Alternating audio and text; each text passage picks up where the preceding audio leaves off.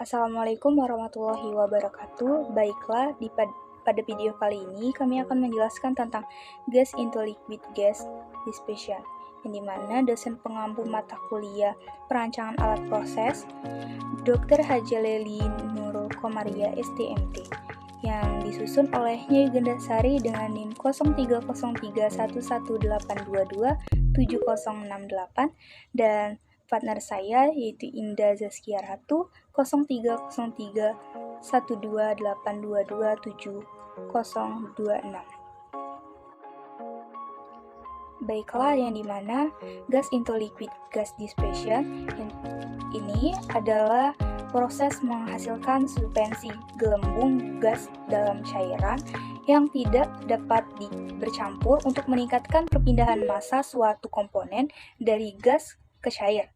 Nah, yang dimana juga ini merupakan cairan aspek penting bagi banyak proses dalam industri proses kimia.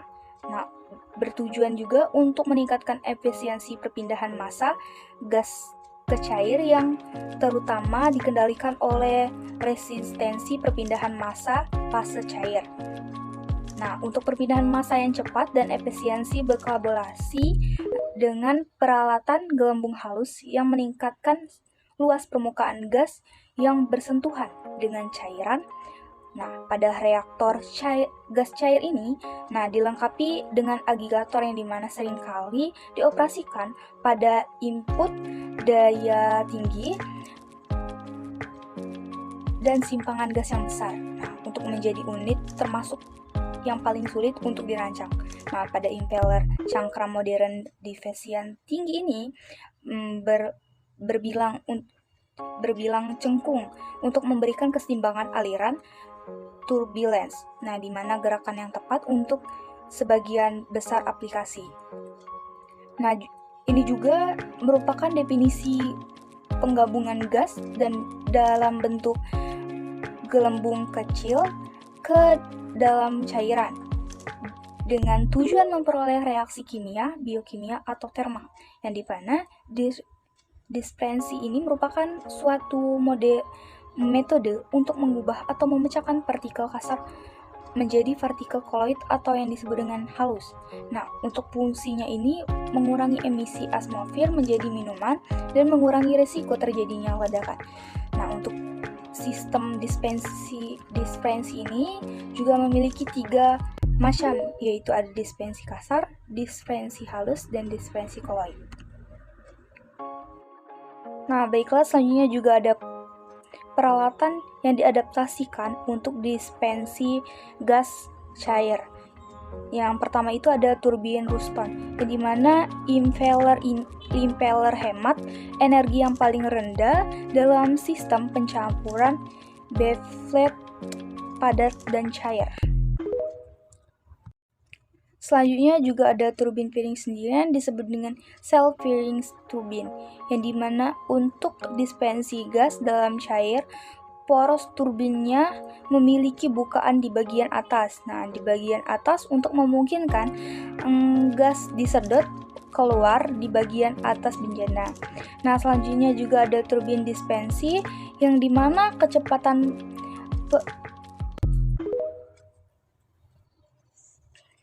Selanjutnya juga ada turbin dispersi yang dimana kecepatan perikelnya ini tinggi di antara 15 hingga 20 meter per sekon, yang dimana turbin dispersi ini menghasilkan diffusion yang memusatkan cairan dan padatan tersebut melalui cangkramannya dan kemudian mendorongnya melalui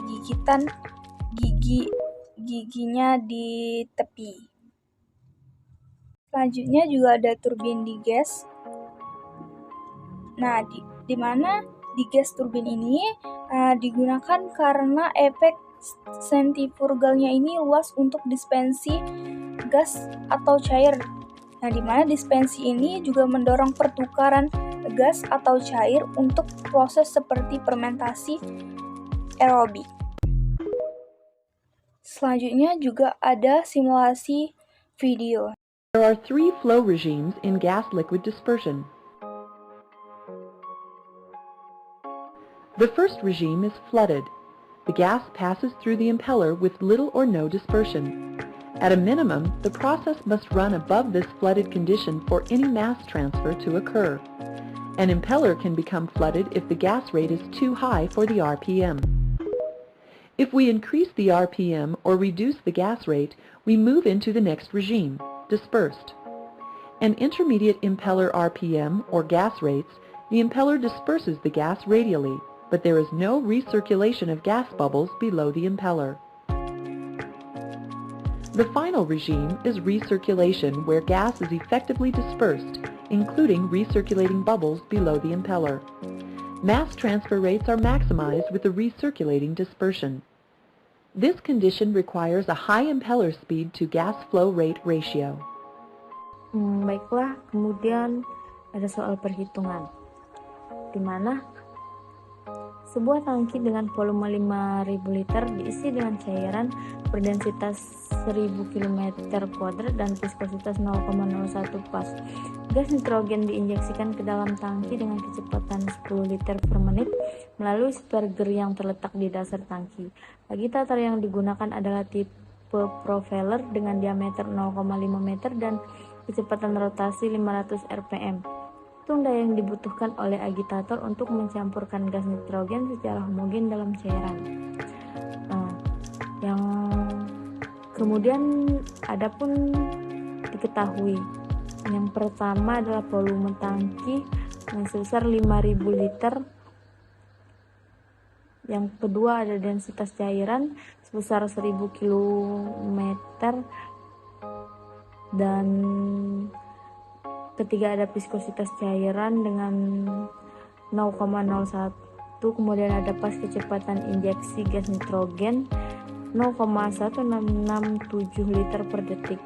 Kemudian ada diameter propeller dengan nilai 0,5 meter. Kemudian ada kecepatan rotasi dengan 500 rpm.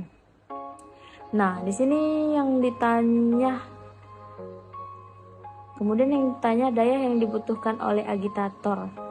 Kemudian ada penyelesaian. Yang pertama, penyelesaian hitung kecepatan linear propeller dengan rumus V sama dengan N dN per 60. Dihasilkan 13,09 m per sekon. Nah, yang kemudian hitung bilangan Reynolds dengan rumus V dengan rumus roh PD dibagi dengan nu, mendapatkan hasil sebesar 854500.